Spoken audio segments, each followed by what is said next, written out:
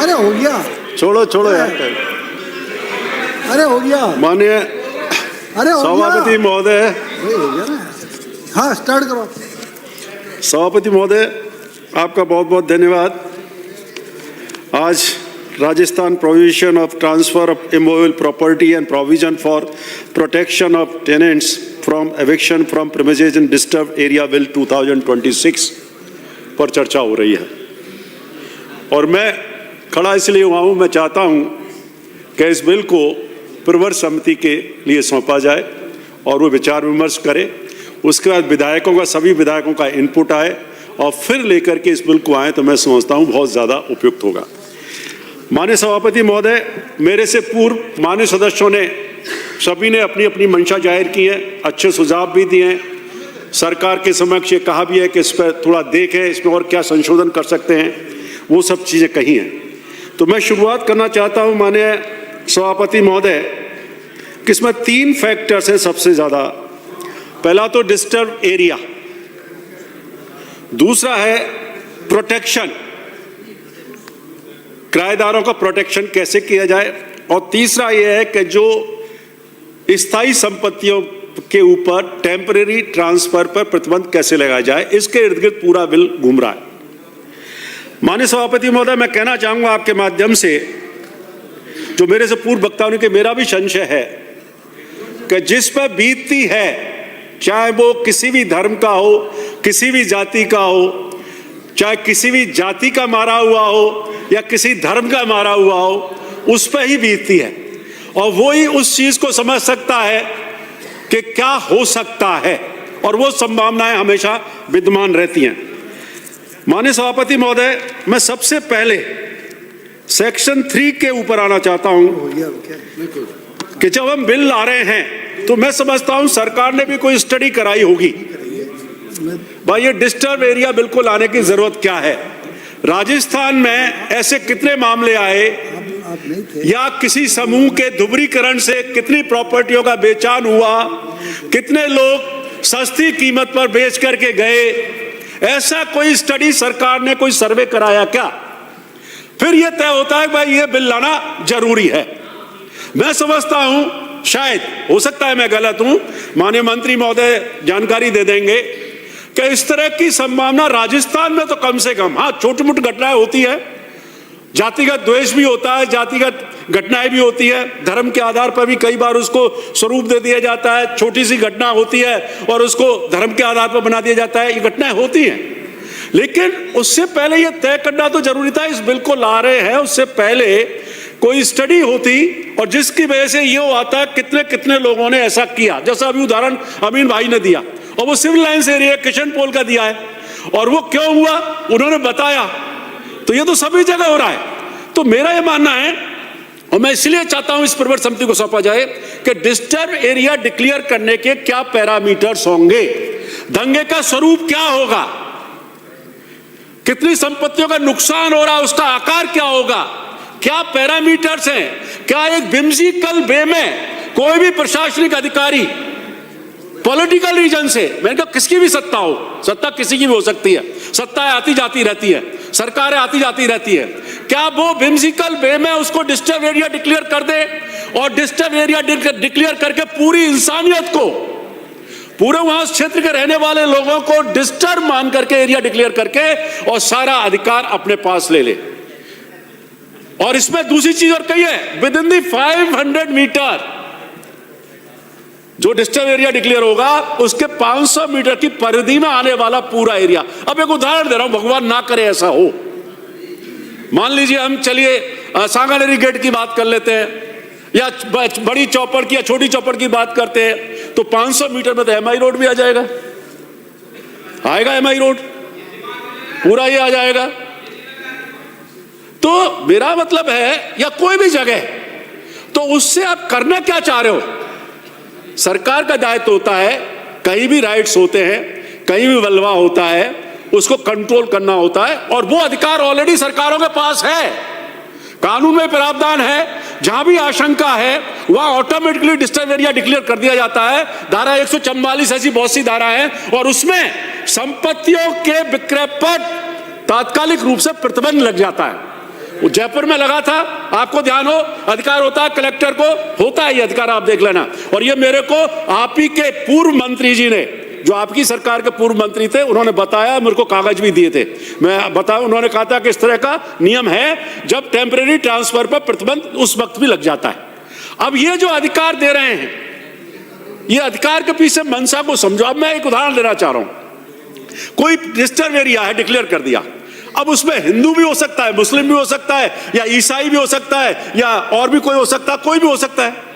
अब आप इसमें दे रहे हो, विक्रेता है, जो उदाहरण दिया, अब विक्रेता अपनी संपत्ति को बेचना चाहता है। मान लो मैं हूं, अकेला हिंदू रह रहा हूं मान लीजिए, और मैं अपनी संपत्ति को बेचना चाहता हूं, भाई मैं नहीं रह सकता? क्या कोई भी सदस्य इस विधायिका में जो मौजूद है सदन में, अगर उसका परिवार जहां डिस्टर्ब एरिया है और ये जानता है कि एक धर्म के बहुत ज्यादा लोग हैं, मैं अकेला धर्म का फंसा हुआ हूं, वो नहीं जाएगा वहां से, जाना चाहेगा, रह सकता है वहां, और वो अपनी संपत्ति जो भी बेचना चाहेगा। अब आपने कर दिया वो संपत्ति को नहीं बेच सकता, क्या करेगा भाई, कैसे अपने रोजगार को चलाएगा?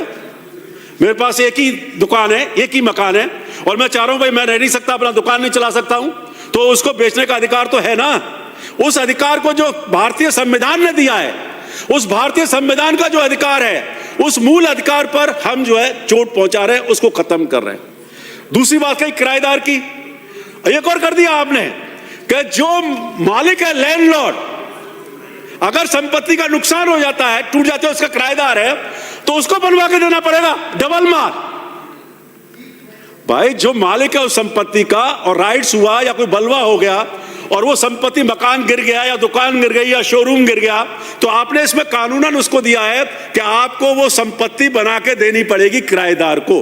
अब वो किराएदार माइनॉरिटी का भी हो सकता है, मेजॉरिटी का भी हो सकता है, मालिक माइनॉरिटी का भी हो सकता है, मेजॉरिटी का भी हो सकता है, तो दोनों ही हो सकते हैं, संख्या कम ज्यादा हो सकती है।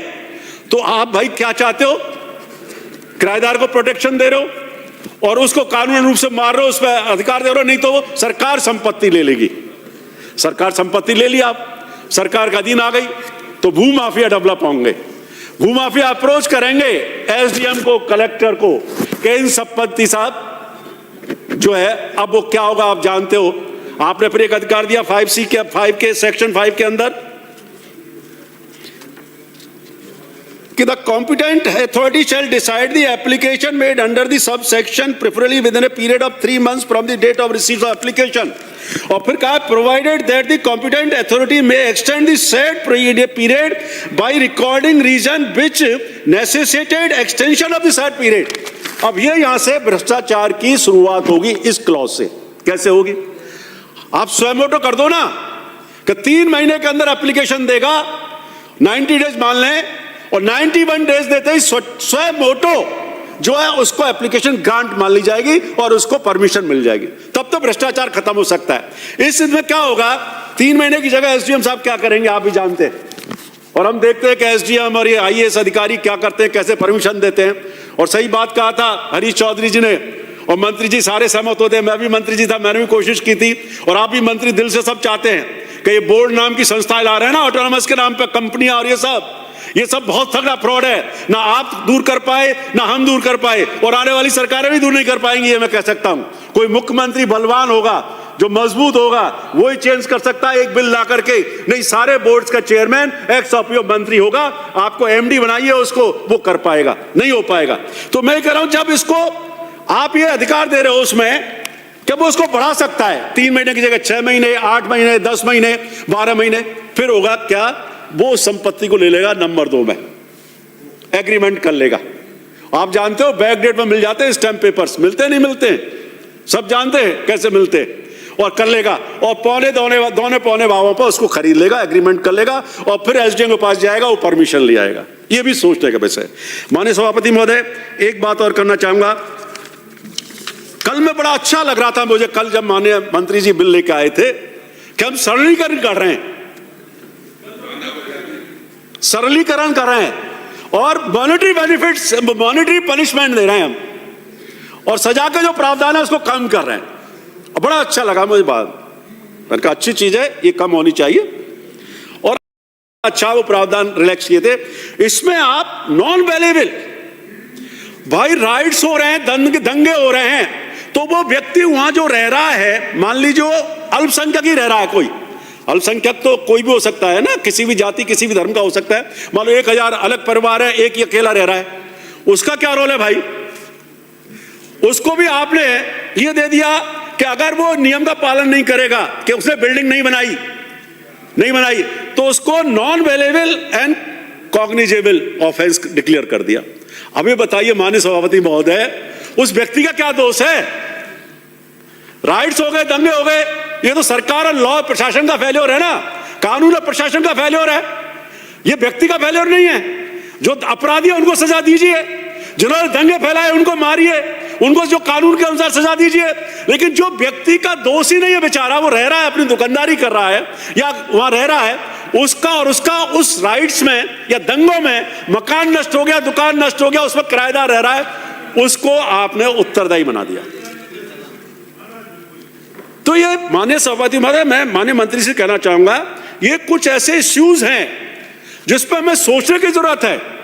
भाईचारा, सद्भाव, विश्व में एक भी देश बता दीजिए जहां जहां भाईचारा डिस्टर्ब हुआ, जहां जहां जो है आपसी सद्भाव डिस्टर्ब हुआ, वहां उस देश ने विकास किया हो पीछे आ गया है।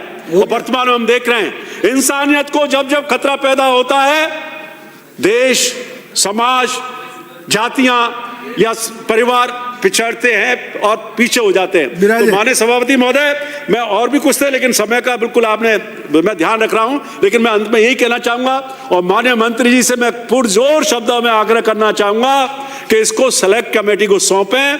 मैं समझता हूं ज्यादा माइंड अप्लाई होंगे, और इसमें कुछ एक चीज लास्ट कर रहा हूं बस माननीय सभापति महोदय, कि आपने जो कमेटी बनाई, मॉनिटरिंग एंड एडवाइजरी कमेटी, एक बताइए, जितने भी बिल आ रहे हैं सब में हम कमेटी डिसाइड करते हैं। आप विश्वविद्यालय बिल लेके आ रहे हो, कमेटी का कॉन्स्टिट्यूशन दे देते ना, बहुत अच्छा रहता।